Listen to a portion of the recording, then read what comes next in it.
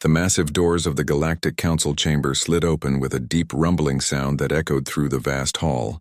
Captain Jake Morrison walked slowly across the polished floor, his boots making quiet clicking sounds with each step. Around him, the circular chamber rose high into shadows, filled with the representatives of 12 different alien species. Each delegation sat in their own section, designed to accommodate their unique physical needs. Jake took his place at the human delegation's assigned spot, a simple metal chair that looked plain compared to the elaborate seating arrangements of the other species. The Zeltharian Empire had golden thrones that floated 3 feet off the ground. The crystalline Ashkari sat on structures that looked like frozen lightning. The insect-like Vorthak Confederation clustered on specialized platforms that buzzed with electrical activity. High above them all, the council speaker's platform began to descend. Today's speaker was a hegemony representative, a tall creature with blue-gray skin and 4 arms. Its voice boomed through hidden speakers as it reached the center of the chamber. "This emergency session of the Galactic Council is now in session," the speaker announced. "We gather today to address serious allegations against the Terran Republic." Jake felt his stomach tighten. This was the moment they had all been dreading back on Earth. For decades, humanity had carefully maintained its position as a minor but peaceful member of the galactic community. They had followed every treaty, respected every boundary, and never given anyone reason to suspect the truth. High Commander Vextar of the Zeltharian Empire rose from his floating throne. His species looked almost human except for the silver scales that covered their skin and the extra set of eyes on their foreheads. When he spoke, his voice carried the authority of someone used to commanding vast fleets. "Honored Speaker and fellow council members, we bring disturbing evidence to this assembly today," Vextar began. "For the past 6 months, our deep space sensors have detected unusual energy signatures from the outer regions of human territory. These readings suggest military construction on a scale that violates the Terran Accords." A holographic display materialized in the center of the chamber, showing sensor readings from various points in space.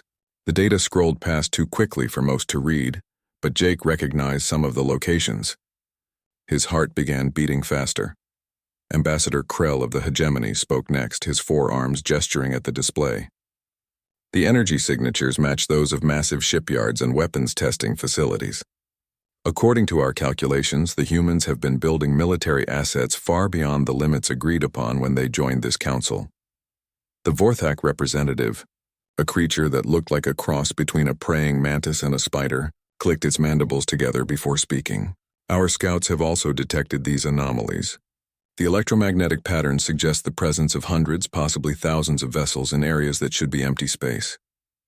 Jake glanced toward the observer section where Admiral Lisa Hayes sat quietly. She was officially there as a military advisor, but Jake knew she was really there to help him decide when and if to reveal humanity's greatest secret. Lisa's expression remained calm, but Jake caught the slight nod she gave him. The crystalline Ashkari delegate spoke with a voice like wind chimes in a gentle breeze. "The energy patterns we have observed do not match known human technology. This suggests either the humans have been secretly developing advanced weapons systems, or they have been receiving assistance from an unknown source. Both possibilities violate the terms of humanity's membership in this council," added the Zeltharian commander. "When the humans joined us 47 years ago, they agreed to limits on military expansion. They presented themselves as a young species, new to space travel, seeking protection and guidance from more experienced civilizations." The speaker's 4 eyes focused on Jake. "Captain Morrison, you have heard these allegations. How does humanity respond?" Jake stood slowly, feeling the weight of every gaze in the chamber upon him. He had prepared for this moment for years, but now that it was here, the words felt heavy on his tongue. "Honored Speaker, fellow council members, I want to first assure you that humanity has never intended to deceive or threaten anyone in this alliance," Jake began. "However, the accusations you bring today force us to address matters that we had hoped to keep private for much longer." The chamber fell completely silent. Even the usual background hum of environmental systems seemed to fade away. "The energy signatures your sensors have detected are real," Jake continued. "There are indeed military assets in the outer regions of our territory. Assets that were not included in our initial military disclosures to this council." A wave of shocked murmurs swept through the assembled delegates. The Zeltharian commander's extra eyes widened with surprise. The Vorthak representative's antennae twitched rapidly, a sign of agitation in their species. Ambassador Krell's voice carried a note of anger. So you admit to violating the Terran Accords? You admit to lying to this council about your military capabilities? Jake took a deep breath. We admit to keeping certain information private, yes, but not for the reasons you might think. The reasons do not matter, Vextar declared, rising from his throne again. A violation is a violation. The Terran Accords specifically state that all military assets must be disclosed and subject to inspection. The Ashkari delegate's crystalline form began to glow brighter, another sign of agitation. If humans cannot be trusted to honor their agreements, how can they remain members of this council? The question is not whether they can remain members, the hegemony ambassador said coldly. The question is what action this council will take in response to this deception. Jake felt the situation spiraling out of control. Around him, delegates were beginning to call for immediate sanctions, expulsion from the council, even military intervention to force compliance with the accords. We demand immediate and complete disclosure of all human military capabilities, Vextar announced.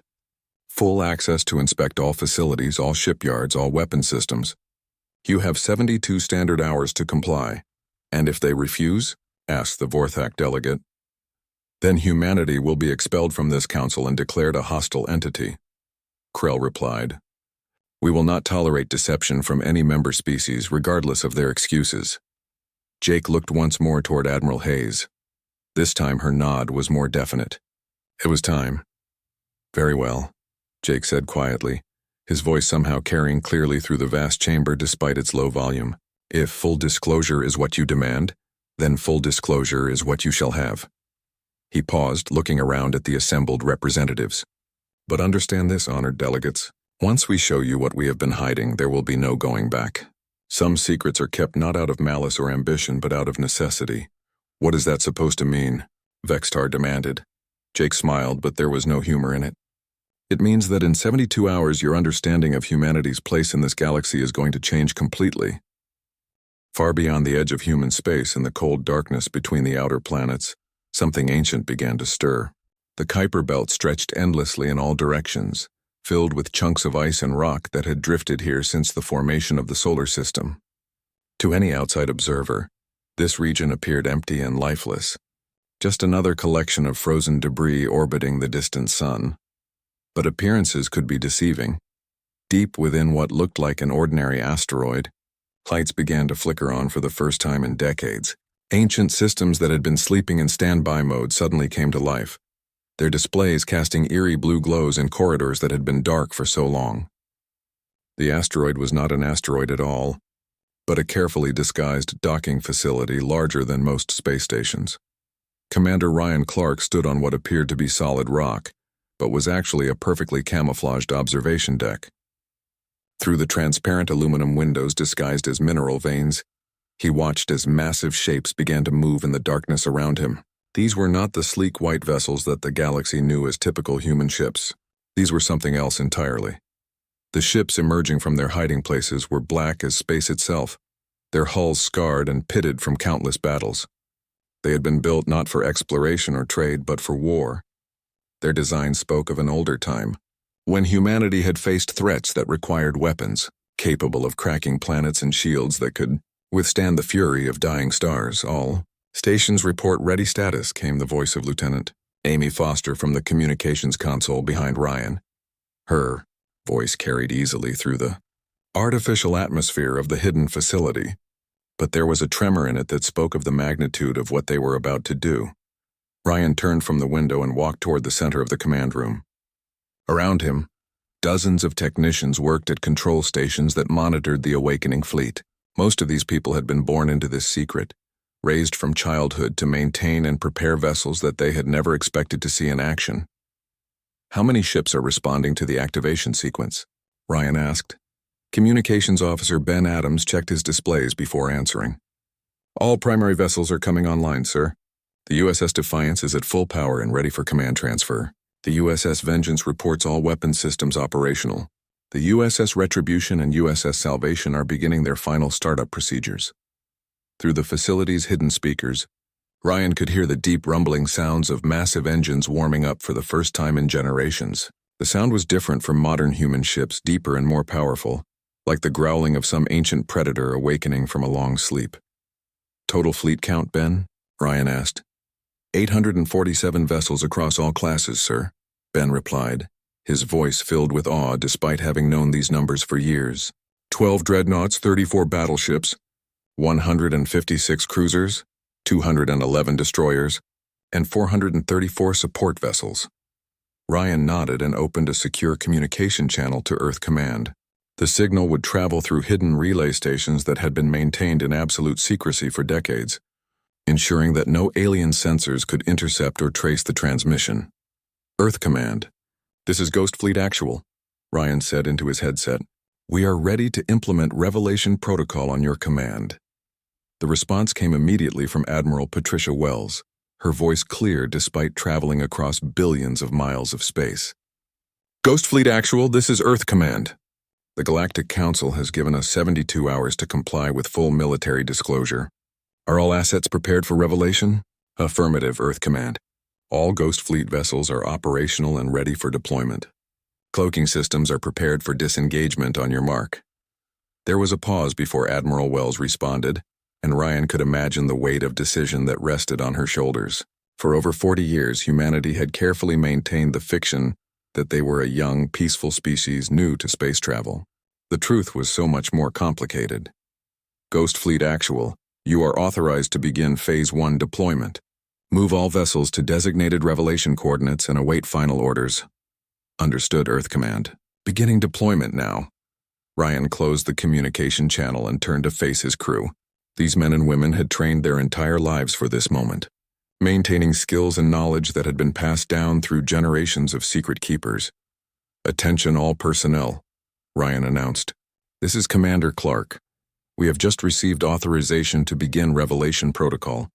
After 47 years of hiding, the Ghost Fleet is about to be revealed to the galaxy. He paused, looking around at the faces of his crew. Some were excited, others nervous, but all of them understood the significance of this moment. Our ancestors built these ships to protect humanity and our allies from threats that the current galaxy cannot even imagine. For generations, we have maintained them in secret, waiting for the day when they would be needed again. That day may be coming sooner than we hoped. Lieutenant Foster spoke up from her station. Sir, we're receiving activation confirmations from all fleet commanders. They're requesting final orders. Ryan walked to the central command station and placed his hand on a scanner that had been waiting decades for this moment. The scanner read his biometrics and confirmed his identity as one of the authorized fleet commanders. This is Ghost Fleet Command to all vessels, Ryan announced over the fleet-wide communication system. You are ordered to move to Revelation coordinates immediately. Maintain full cloaking until further notice. This is not a drill. Through the disguised windows, Ryan watched as the ancient ships began to move. One by one, they emerged from hiding places that had concealed them for decades. Asteroids split open to reveal massive dreadnoughts. Ice fields parted as battleships powered up their engines. What had appeared to be empty space suddenly filled with the largest military fleet the galaxy had seen in 50,000 years. The USS Defiance, the fleet flagship, was the largest of them all. Nearly 2 miles long and armed with weapons that could crack a moon in half, it had been the pride of humanity's ancient stellar empire. Now it moved with the deadly grace of a predator, its black hull absorbing the light of distant stars. As the fleet formed up and began moving toward the Revelation coordinates, Ryan opened one final communication channel to Admiral Wells. Earth Command, this is Ghost Fleet Actual. The ancient fleet is moving. When the galaxy sees what humanity has really been hiding all these years, nothing will ever be the same. I know, Ryan, Admiral Wells replied, but the Council demanded the truth. Now they're going to get it. The Galactic Council's inspection fleet arrived at the designated coordinates exactly 72 hours after the ultimatum had been given. High Commander Vextar stood on the bridge of his flagship, the Golden Talon, watching the scanner displays with satisfaction. Around him, his crew prepared their instruments to document what they expected would be humanity's modest collection of hidden vessels. Begin wide-range scans of the entire sector, Vextar ordered. I want detailed readings on every piece of metal larger than a fighter craft. The Zeltharian scanning officer worked his controls with practiced efficiency. Sir, initial scans show empty space. No vessels detected within a 50 million kilometer radius. Ambassador Krell's ship, the hegemony cruiser Iron Fist, moved into position alongside the Golden Talon. His voice came through the communication system with clear irritation. Commander Morrison assured us that we would see humanity's true military strength at these coordinates. Are the humans playing games with us? Before Vextar could respond, his scanning officer's voice cut through the bridge with sudden alarm. Sir, I'm detecting massive energy buildups throughout the sector. Something is happening to the space around us. The view screen at the front of the bridge began to shimmer and distort, as if reality itself was bending. Then, without warning, ships began to appear. Not the small patrol vessels the Council had expected, but massive warships that seemed to materialize out of nothing. The first to decloak was a dreadnought so large that it cast a shadow over the entire Council inspection fleet. Its hull was black as the void between stars, scarred by what looked like centuries of combat. Weapons ports lined its sides like the eyes of some ancient predator, and its engines glowed with a power that made the space around it ripple with energy. By the eternal stars, whispered Vextar's navigation officer, that ship is over 3 kilometers long. More vessels appeared around them, each one larger and more imposing than anything in the Council's combined fleets. Battleships that could have served as mobile cities. Cruisers armed with weapons that seemed to bend light around their barrels. Destroyers that moved with the fluid grace of living creatures despite their massive size. The Vorthak representative's ship, a vessel designed for deep space reconnaissance, began transmitting panicked reports. Council Command, this is Scout Leader Jex. We are observing the emergence of what appears to be a massive human fleet. Ship count is rising rapidly. Current estimate exceeds 800 vessels. On the bridge of the Golden Talon, Vextar's 4 eyes stared in disbelief at the tactical display. Red dots representing unknown vessels filled the screen, each one larger than his flagship. This is impossible, he muttered. Humans have only been in space for 2 centuries. Where did these ships come from? The answer came from an unexpected source. A new signal appeared on all Council ships simultaneously, broadcast on frequencies that should have been impossible for human technology to access. The face that appeared on their screens belonged to Admiral Patricia Wells, but she was not speaking from any ship they recognized. Honored members of the Galactic Council, Admiral Wells began, her voice carrying clearly across space. Allow me to formally introduce you to humanity's true naval force. The Ghost Fleet, as we call it, consists of 847 vessels of various classifications. Behind her, the bridge she stood on was clearly visible, and it was like nothing the Council species had ever seen. Ancient yet advanced, built on a scale that spoke of an empire that had once spanned the galaxy. Crew members moved about their duties wearing uniforms that looked both familiar and impossibly old. Vextar activated his own communication system. Admiral Wells, these ships violate every treaty humanity signed when joining the Council. You claim to be a young species seeking protection and guidance. We are young in many ways, Commander. Admiral Wells replied calmly, but we are also very, very old. Dr. Helen Price stepped into view beside the Admiral. She was humanity's chief expert on ancient history, though the Council delegates had never realized just how ancient that history was. What you are seeing today represents the survivors of the first human stellar empire. These ships are not newly built. They are older than most of your current civilizations. The crystalline Ashkari delegate's ship began broadcasting its own signals, its crew analyzing the energy patterns of the human vessels. The technology signatures are impossible, came the translated voice of the Ashkari commander.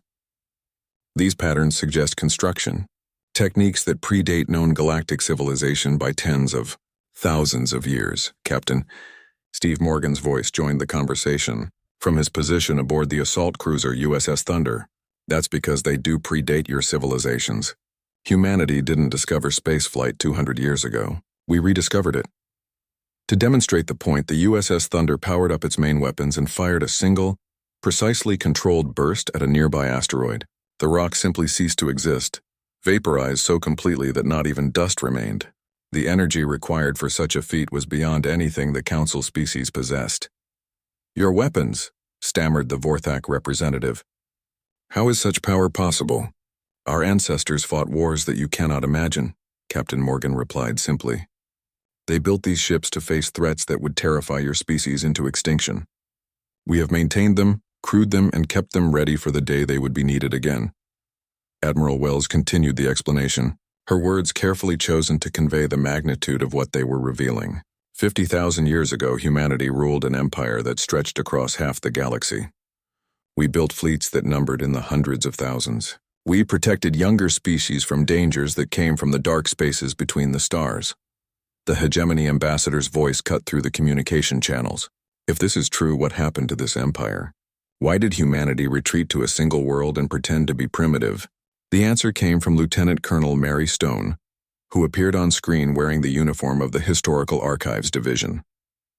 "We fought a war that lasted over 1,000 years. An enemy that consumed entire solar systems attacked from the void beyond the galactic rim. Humanity's fleets held the line while every other species evacuated to safety." She gestured toward the ancient ships surrounding them. "These 847 vessels are all that survived. The rest of our fleet, our empire, our civilization, all sacrificed to protect a galaxy that forgot we ever existed." The council delegates sat in stunned silence as the implications sank in. Humanity had not joined their alliance as newcomers seeking protection. They had come as guardians, watching over a galaxy they had once died to save. The war ended with victory, Admiral Wells concluded, but at a cost that shattered our civilization. These ships and their crews have waited in secret for 50 millennia, maintaining their watch, preparing for the day when the darkness might return. Commander Vextar's voice was barely a whisper. "And you believe that day is coming?" Admiral Wells smiled, but there was no warmth in it. "Commander, why do you think we finally decided to reveal ourselves?" The silence that followed Admiral Wells's ominous question stretched across space like a physical weight. On the bridge of the Golden Talon, High Commander Vextar stared at his tactical displays, trying to process what he was seeing. The massive human fleet surrounded his small inspection group like ancient guardians awakening from a long sleep. "Admiral Wells," Vextar said finally, his voice carefully controlled, "you speak of an ancient war and a returning darkness. The Council demands a full explanation." Admiral Wells nodded, and the holographic display system aboard her flagship came to life. The space between the gathered ships filled with three-dimensional images that showed star maps from an era before recorded galactic history. "What I am about to show you has been classified at the highest levels for 50,000 years, Admiral Wells began. Lieutenant Colonel Mary Stone, our chief historian, will present the evidence." Mary Stone stepped forward, her hands moving across control panels that activated the holographic display. The star map changed, showing the galaxy as it had existed millennia ago. Bright points of light marked human colonies stretching across vast regions of space. "This was the first human empire," Mary explained. "At its height, we controlled over 60,000 star systems. Our population numbered in the hundreds of billions. We had achieved technologies that your current civilizations are only beginning to understand."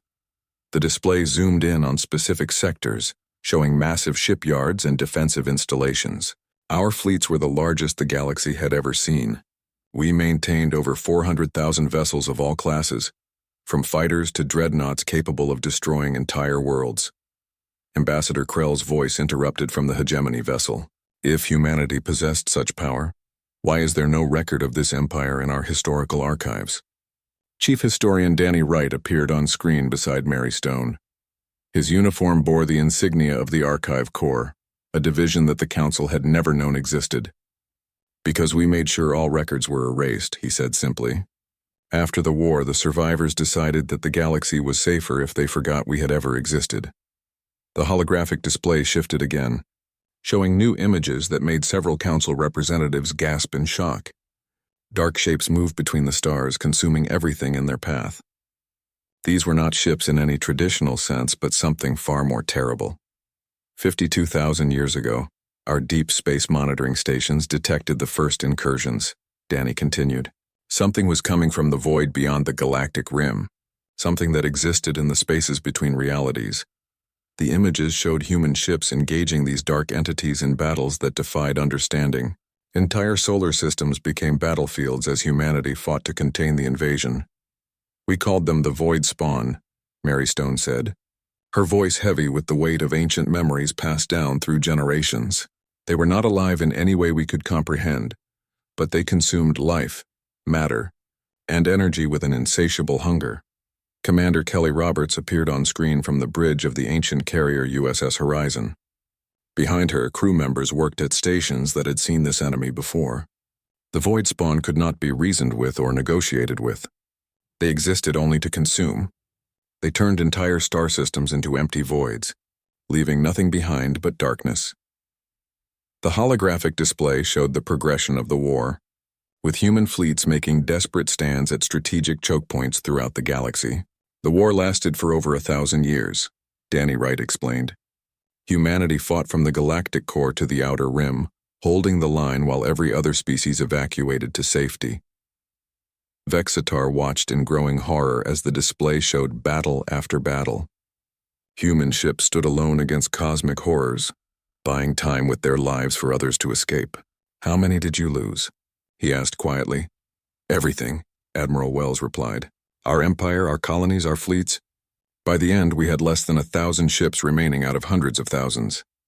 The display showed the final battle, fought at a location marked as the Nexus Point. A small human fleet, led by a ship called the USS Eternity, faced an enormous concentration of void spawn entities. "Admiral Sarah Kane commanded our forces in the last engagement," Mary Stone said. "She knew it would be a one-way mission. The plan was to collapse the dimensional breach that the void spawn were using to enter our reality."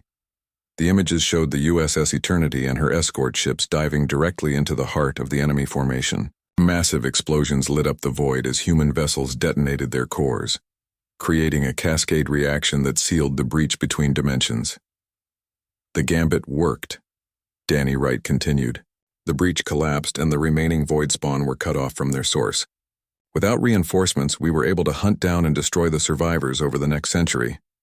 Commander Kelly Roberts spoke again from her ancient bridge. "But the victory came at a price that destroyed our civilization. These 847 ships are all that remained of humanity's greatest fleet. We scattered to the edges of space, maintaining our vessels in secret, waiting and watching. The holographic display faded, leaving only the reality of the ancient fleet surrounding the council ships." Ambassador Krell was the first to find his voice. "You have guarded this secret for 50,000 years?" "Successive generations have maintained the watch," Admiral Wells confirmed. "The ships have been hidden, repaired, and crewed by families who swore never to forget our true purpose. We returned to Earth, rebuilt our civilization from nothing, and waited." The Ashkari representative's crystalline form pulsed with agitated light patterns. "Why reveal yourselves now? Why risk exposing this secret?" Admiral Wells exchanged glances with her senior officers before answering. "Because our long-range sensors are detecting the same energy signatures that preceded the first invasion. The barriers between dimensions are weakening again."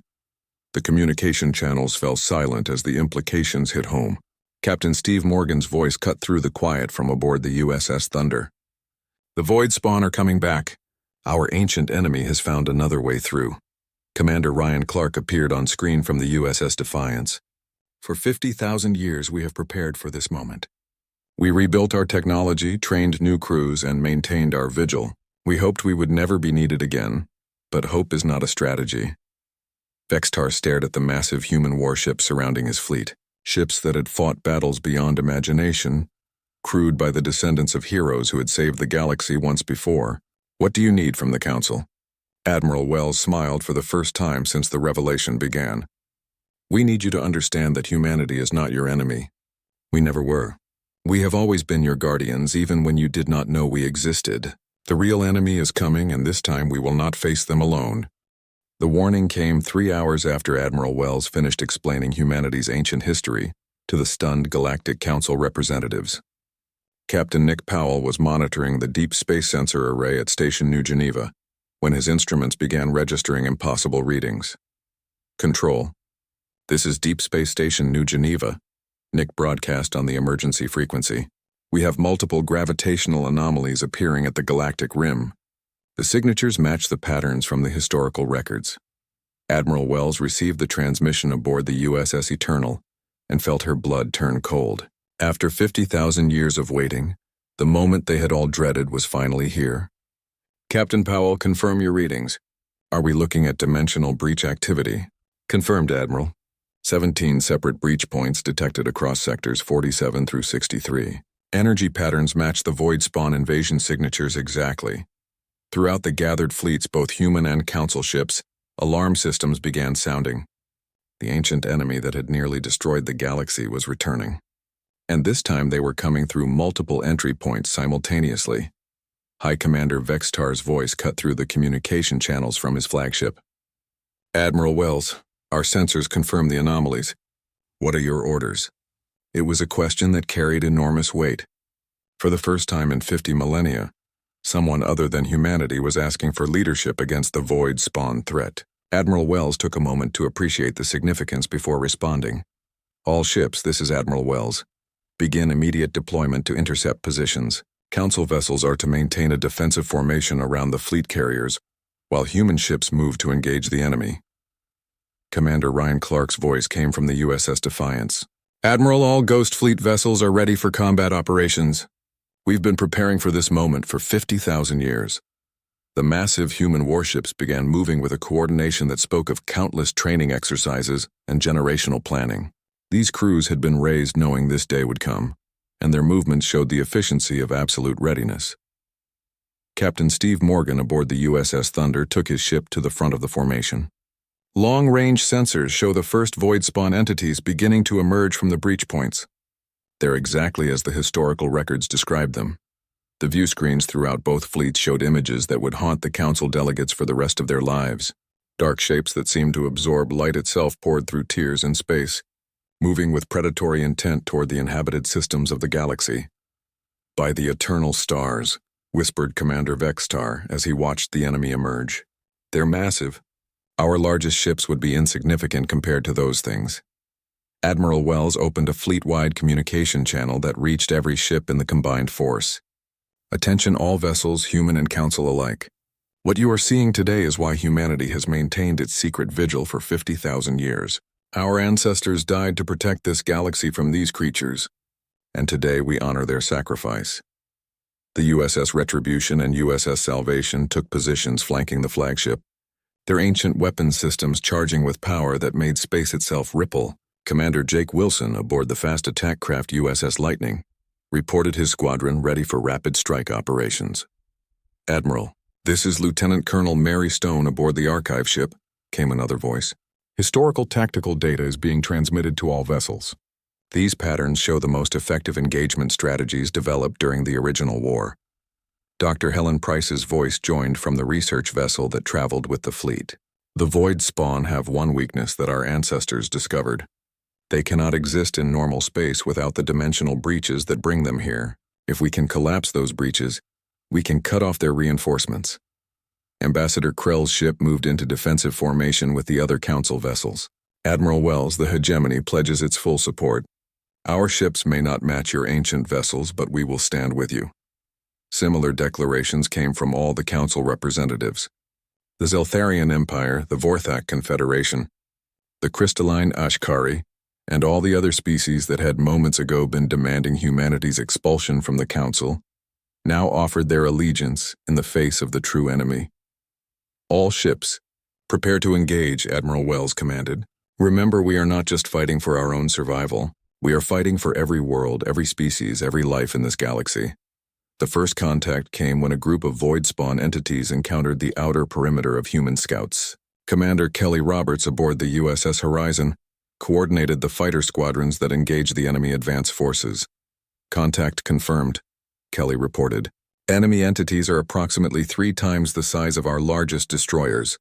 They're moving toward inhabited systems at incredible speed."